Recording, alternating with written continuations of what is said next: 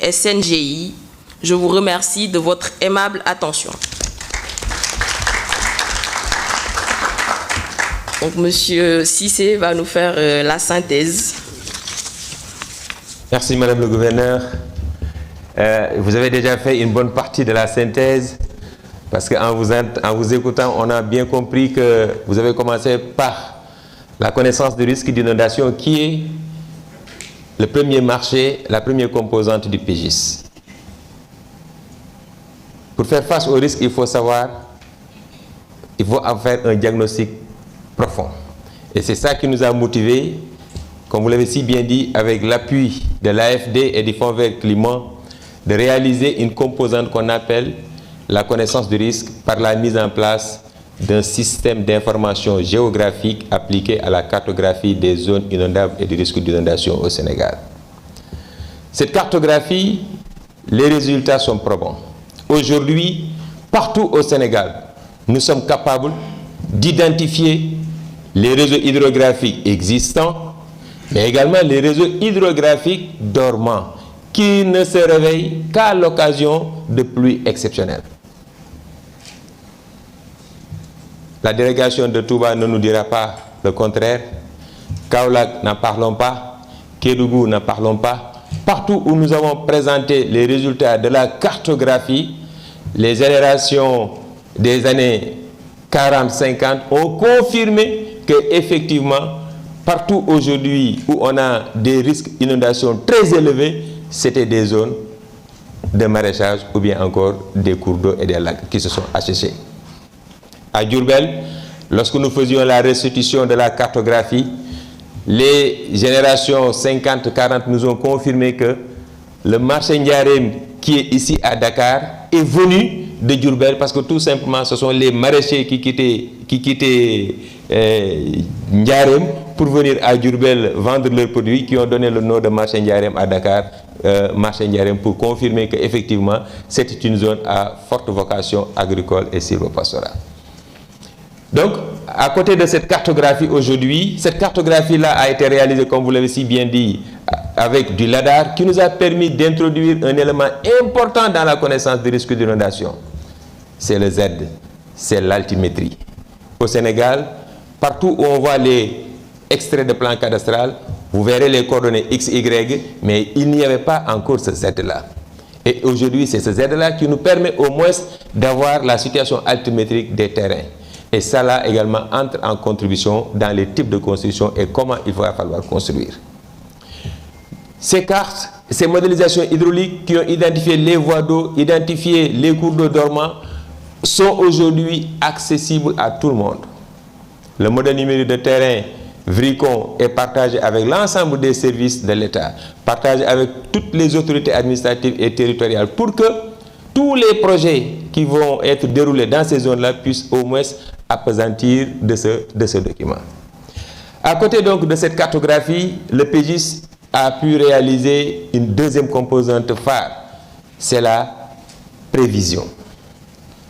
Parce que on ne sait pas les quantités d'eau qui peuvent tomber, on est en train même de renforcer l'ANACIM à avoir des connaissances plus précises sur les quantités d'eau qui risquent de se tomber.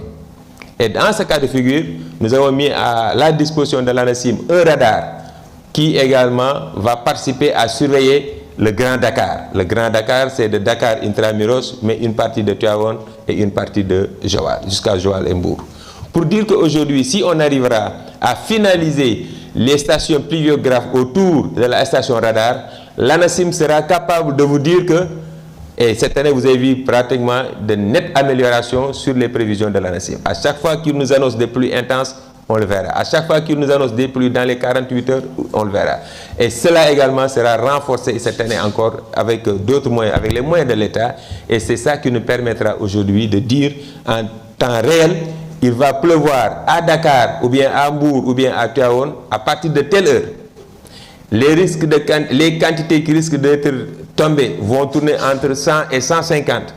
Et là, on va aller vers une alerte, vers un système d'alerte précoce, pour dire aux populations, attention, avec la pluie de forte intensité qui est attendue, et il est impératif de libérer ou bien encore de fermer telle circulation et telle autre circulation. Ça également, c'est une composante et un résultat probant du PGIS. À côté donc de la prévision, il y a l'alerte précoce. ONAS, qui gère et qui est le principal maître d'ouvrage de la gestion, qui est le principal maître d'œuvre des ouvrages de gestion des eaux pluviales, a su également bénéficier du PGIS de 3 composantes phares. Un système d'information géographique métier. Aujourd'hui, dès que le marché sera fini, ONAS sera capable de mettre pratiquement une surveillance sur l'ensemble de ces réseaux. Mais, et c'est ça qui est beaucoup plus important, ce sont les systèmes de GMAO et de télégestion. À partir de Dakar, ONAS surveille les bassins de Touba. À partir de Dakar, ONAS surveille les bassins de Kaolack et de Kaffrine. Ça également, ça fait partie des résultats du PGIS. Et un troisième marché, c'est la réduction du risque d'inondation qui nous réunit aujourd'hui pour nous partager ces résultats. J'ai dit que, ne serait-ce que cette réduction du risque d'inondation a permis à la direction d'avoir encore 2 leviers stratégiques. Ce sont les PGRI, plans de gestion des risques d'inondation. Vous allez voir tout à l'heure que ces PGRI-là ont été réalisés dans la co-construction. 45 ateliers et rencontres ont été réalisés par le groupement pour que ce soit pratiquement une co-construction, pour que ce soit pratiquement une co-construction avec l'ensemble des acteurs dans les 7 zones pilotes. Et c'est ça qui nous a permis de faire un diagnostic détaillé sur les risques d'inondation à Touba, à Kaolack, à Kaffrine, à Kédougou, à Tambacounda, mais également dans le secteur de Bambilor et de Sangalkam. Après cette phase diagnostique, il y a les solutions qui sont préconisées et qui ont été également discutées et validées également à la base.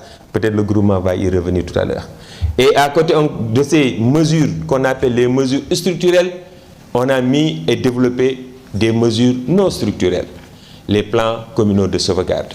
Ces plans communaux de sauvegarde, déjà, nous, les prévisions de l'ANACIM et du groupement, nous permettent d'alerter à Tambacounda. Ils ont vraiment apprécié et ils ont vraiment vu que les plans de communaux de sauvegarde jouent un rôle important. Le préfet de Tamba, il est là, il est le principal acteur de ces plans communaux de sauvegarde.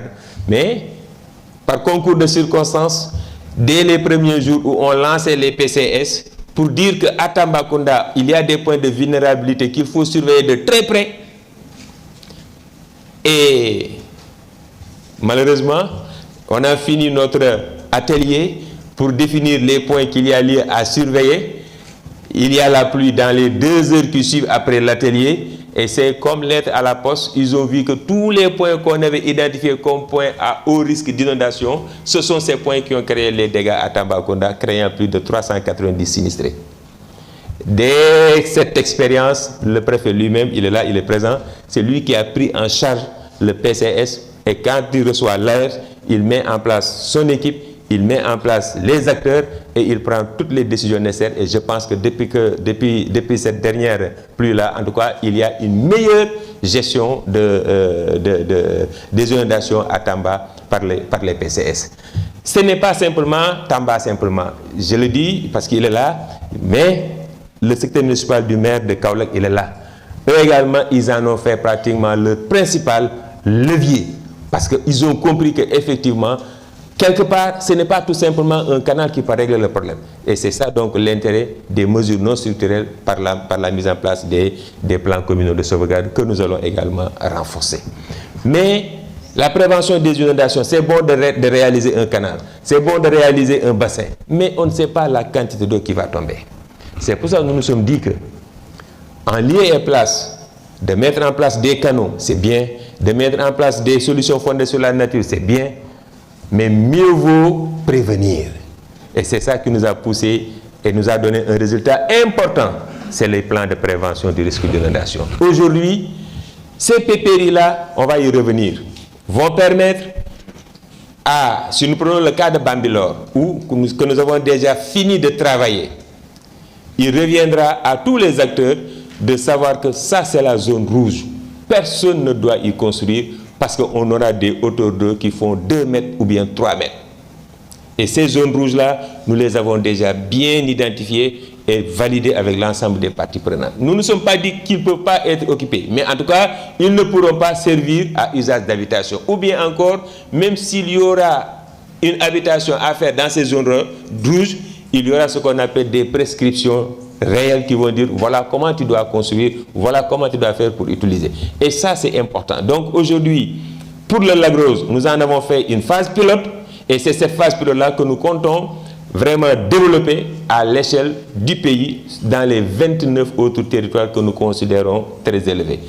Ces PPRI-là, Monsieur le ministre, quand il est arrivé également, il a donné un pouvoir au comité régional de gestion des inondations, Madame le gouverneur, avec vraiment nous les félicitons et les encourageons encore.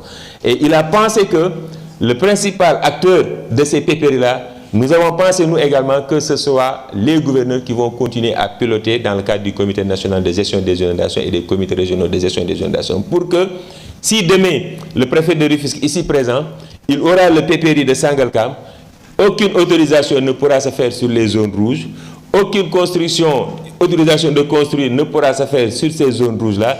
Et je pense que après Kaolack, nous pensons que après Rufisque et Bambilor, nous pensons que les gouverneurs de Kaolack et de Diourbel vont également saisir la balle au rebond pour que très rapidement qu'on puisse également aller dans ces secteurs-là pour définir les PPRI. Et en dernier peut-être point, c'est la gouvernance de la gestion des inondations qui nous ont permis aujourd'hui de faire pratiquement une gouvernance inclusive. Nous l'avons dit déjà, plus de 90 rencontres ont été déjà réalisées, mais le plus important, c'est le soutien de son Excellence, Monsieur le Président de la République et du Premier ministre. Vous allez voir dans la loi de finances, dans le projet de loi de finances de 2026, il est mentionné en gras que le ministère des Finances va appuyer le secteur de l'eau et de l'assainissement par la mise en place de mesures structurelles et non structurelles dans les communes de Tamba, Kolda, Kédougou, et je pense que cela est un très bon, un grand bond, et vraiment nous en remercions à toutes les autorités. Chers invités, voilà en résumé ce que je voulais partager avec vous, tout en remerciant donc les autorités ici présentes. Je vous remercie. Merci beaucoup, Madame le Gouverneur.